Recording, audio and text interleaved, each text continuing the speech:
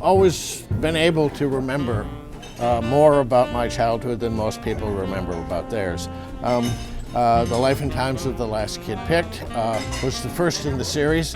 It's called a fictional memoir. I wrote a short story about fishing in Council Creek in Tomo, Wisconsin.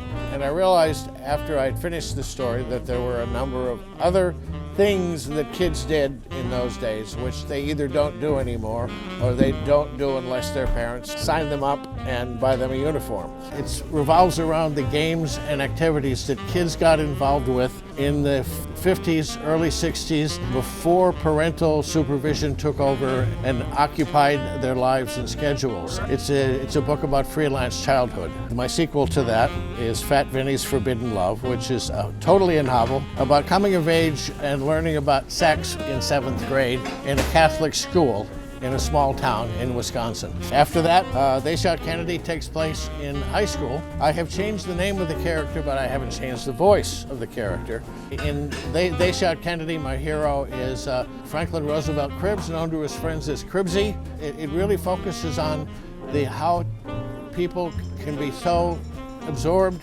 in their personal lives that even great historical events like the assassination of John F. Kennedy can kind of blow past them, and they don't come to appreciate it until somebody else directs their attention to it, which is the long-running plot of They Shot Kennedy. Finally, the summer of '68, again, Cribbsy's my character. This time he's at a summer camp in Wisconsin, which is populated entirely by kids from Chicago and by work campers who are the maintainers and the builders of the camp from Chicago. It's about, again, one of the most tumultuous years in the 20th century, and how that tumult affects Cribbsy while he's making friends, working with kids, and falling in love.